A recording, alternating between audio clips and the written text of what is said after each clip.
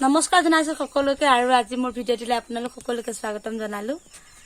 ৰাতিপুৱাৰ ভাতকেইটা খায়ে এতিয়া কামত লাগি গৈছো জানেনে। আৰু এনেকুৱা লেতেৰা কাম এটা কৰিব যাব ওলাইছো নহয়, আপোনালোকে ঘিণ কৰিব, ময়ে গোন্ধ থাকিব পৰা নাই। সেইবাবে তামোল চূণ পাণ সৰহকে মুখত ভৰাই লৈছো। তামোলখন মুখত ভৰাই থাকিলে গোন্ধবোৰৰ পৰা নানান ধৰণৰ পৰা এনেই ভাল লাগি থাকে মুখখন। আৰু এখন মাস্কখন আগতে লগাই লওঁ। কিহৰ কাৰণেনো মই মাস্কখন লগাইছো, কিন্তু ইমান লেতেৰা কাম কৰিব যাব লৈছো, ইমান ৰদ বতৰত যে মাস্ক এখন লগাই কাম কৰিব লগা হৈছে।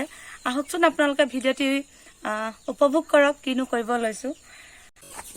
এইয়া চাওকচোন, ইমান বেছি গোন্ধ, ইমান দিন একেৰাহে বৰষুণ দিলে আৰু আমাৰ ছাগলীখিনি য'ত শুই তাত নুমুতে, মানে এডোখৰ মোটা জেগা আছে সেইডোখৰতে মুতে। বাঁহৰ চচালি য'ত পাৰি থৈছো তাতে মুতি দিয়ে। আৰু সেই চাচলিখিনিতে এইডোখৰ মানে চচালি এনেকে দি থোৱা আছে, সেইখিনি কাঠ পাৰি থোৱা আছে। কাঠত নুমুতে, ইয়াত মুতি মুত আৰু ছাগলীৰ মুত আৰু পানীৰে সৈতে একদম ইয়াত গেলেকনি হৈ গল। এনেকে থৈ দিব লাগিলে ছাগলীৰ বেমাৰ হব।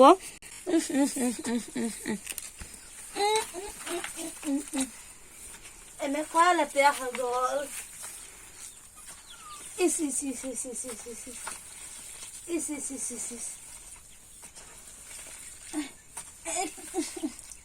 এনেকুৱা গোন্ধ ওলাইছে।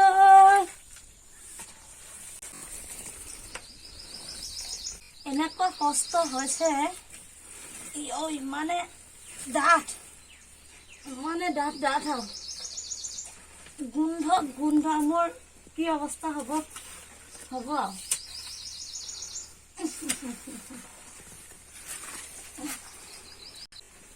কোনে কোনে এইটো কাম কৰি পাইছে জনাবচোন।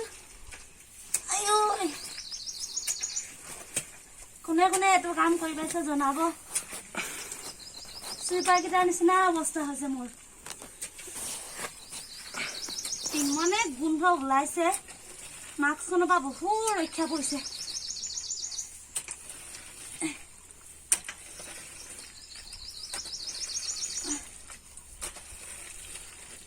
ডাঙৰ কিবা এটা হব লাগিছিলে যে চাৰুককে টানি আনিবলে। ভৰি এনেকুৱা আঁঠু বিষাইছে। লাহেকৈ খতম হবলৈ হৈছে যে, আৰু অকমানহে আছে, কিন্তু নোৱাৰিছো ন, উপায় নাই, তথাপিও কৰি আছো।